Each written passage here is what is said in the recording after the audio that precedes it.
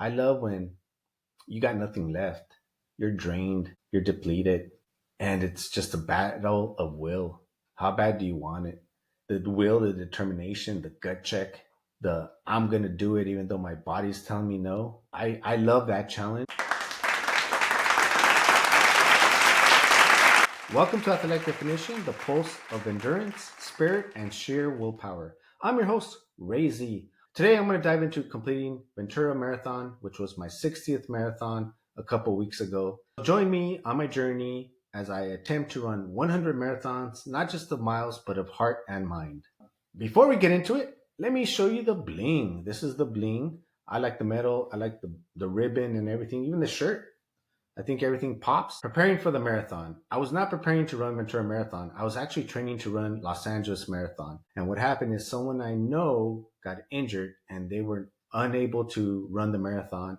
I stepped in.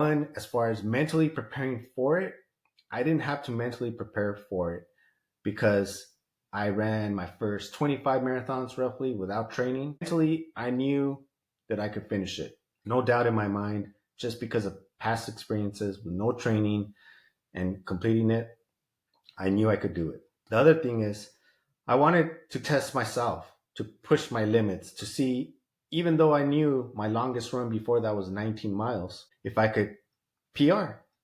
And so my focus mentally was trying to tell myself, you could do it. You could PR.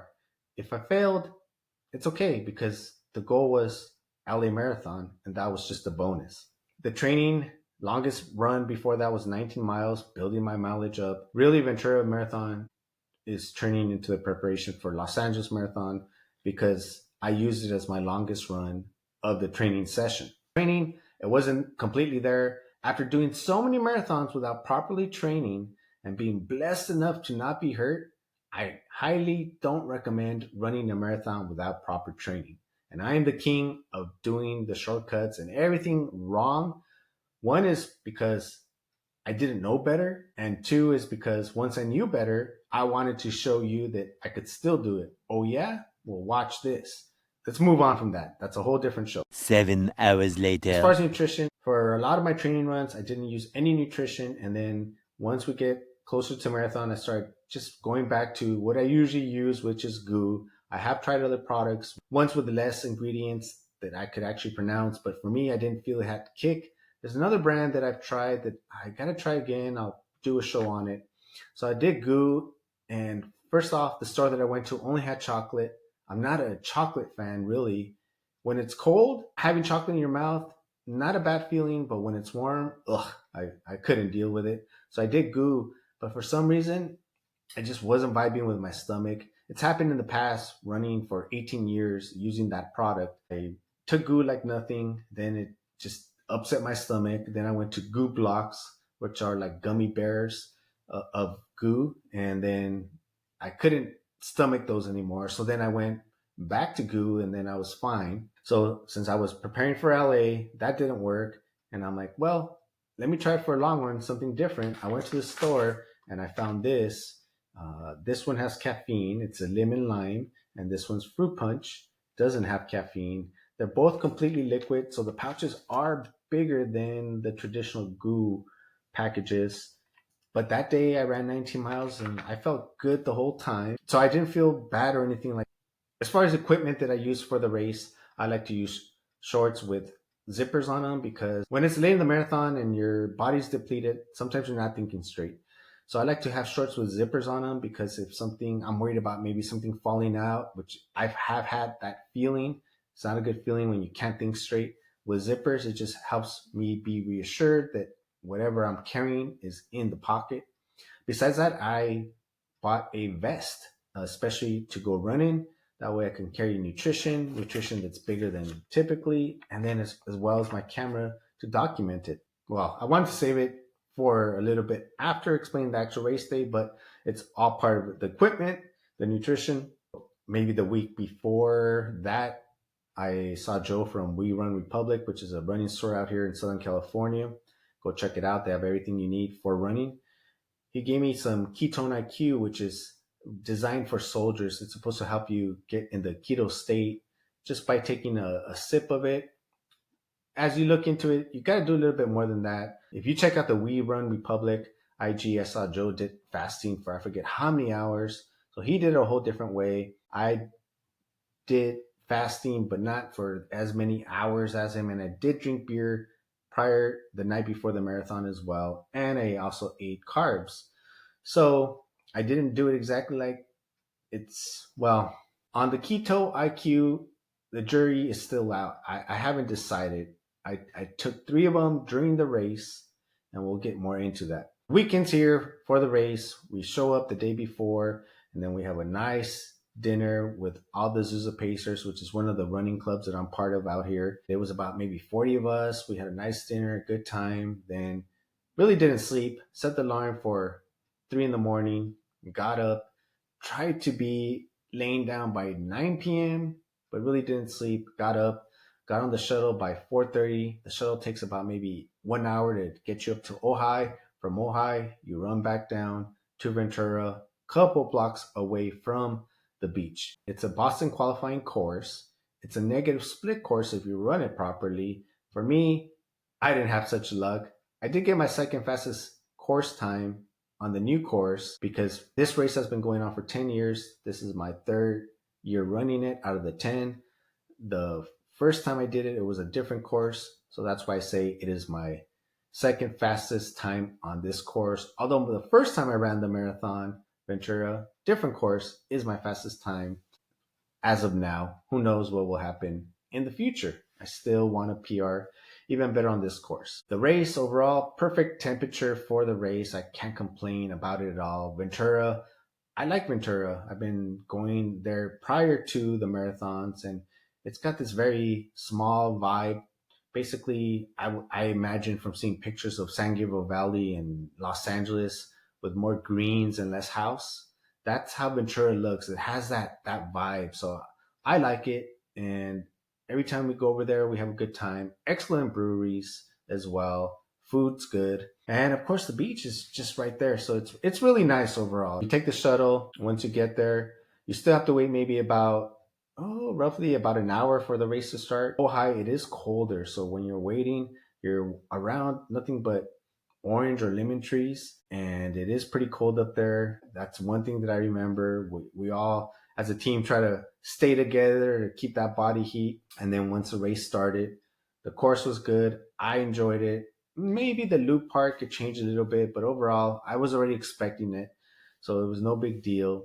As I mentioned, I like to see all the greenery. There's some parts maybe at the end that aren't they're kind of like big construction going on. So the course overall is good. I like to see the green. I didn't really have to worry about cars or anything like that. A lot of it is kind of run on a bike trail as well. As far as support, there was certain people showing support early, some people who went along the way, but it doesn't have support as much as like other big races. And good thing Azusa Pacers went there because they were on mile 20, which was way needed at that time.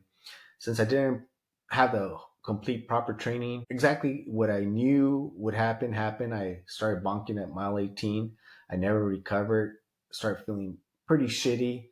Luckily, I saw Pacers at mile 20, and I was doing the ketone IQ, and then I was like, I'm just bonking so bad. I changed it. Prior to that, I stayed away from the sugar or even electrolytes. So then I had one glue in my pocket. I took it, and I was like so not thinking properly that I didn't even ask the pacers that were there offering what I needed, what I actually needed. So I ran by, and I actually didn't get everything I needed. I still felt like shit. Mile 23 is coming, and I'm looking to dig in the cookie jar. If you don't know what the cookie jar is, the cookie jar is from David Goggins. It's basically anger, chips on your shoulders, resentment, anything you have you can pull out, and it'll help you dig down deep and push when you think you can't. And my cookie jar was empty. My cookie jar was empty. One is I do a lot of self reflection and try to deal with all the skeletons in my closet so that I could live a happy, fulfilled life. To me, when I went into the cookie jar and it was empty, I had to abandon the cookie jar method. And then I started telling myself, this is really what you enjoy. And it's true. There's a video of me. It's mile 23. I feel like shit. On about mile 25. Been hurting since mile 18. Never recovered. Pushing through it. Let's go. But honestly, I feel like shit. And there's a big smile on my face because I know this is what I love. I love when you got nothing left. You're drained. You're depleted. And it's just a battle of will. How bad do you want it? The will, the determination, the gut check, the I'm going to do it even though my body's telling me no. I love that challenge. And if you can get into the gratitude, as weird as it sounds in that moment, I really enjoyed it. And then when I crossed the finish line, exhilarating, happy to finish, so tired at that point, bonking, but knowing that even though bonking, that's making me stronger for the goal, which is because that really would make Ventura Marathon my long run for the training cycle for Los Angeles Marathon. Crossing the finish line, it never gets old. Such a thrill and such peace and gratefulness, being injury free, knowing that I'm one step closer to my long-term goal of running 100 marathons, and then seeing friends at the finish line, then starting to hear their stories, starting to hear who PR'd, starting to hear who qualified for Boston, seeing everybody finished injury free, which is to me the most important thing, to be able to keep running and doing what you love, celebrating, drinking beer. The breweries that they had in Ventura were excellent. A lot of marathons are going towards seltzers only, which they did have as well, but they had like 4 different breweries, 5 different breweries, and they had a lot of food selection for the runners, and being able to just hang out and share the adventures, the good times, what happened with fellow passionate runners who are passionate and like-minded like you.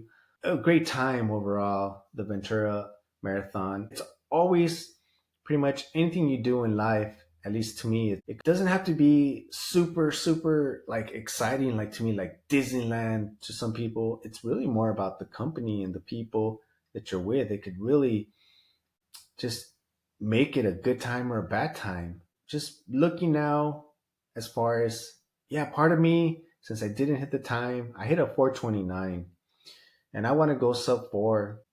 And part of me is like, oh man, you're just not going to do it. It's basically my logic's telling me don't trust the process. We'll see. Be on the lookout for the next episode, which will be 61 Los Angeles Marathon, and find out if I peed hard. So far, going off the top of my head, I think my fastest time in Los Angeles Marathon is like 4:08, 4:09. I'll be honest, I was like shit faced the night before. I don't know how we made it to that start line, but we made it, and somehow I pulled off my greatest performance. I always say maybe I should get shit faced again. Not that well, that's a whole different story. But thank you everybody for joining. If you like this type of content, be sure to share it. It helps a small channel like myself grow. Until next time, everybody, I'm Ray Z, and I'm out.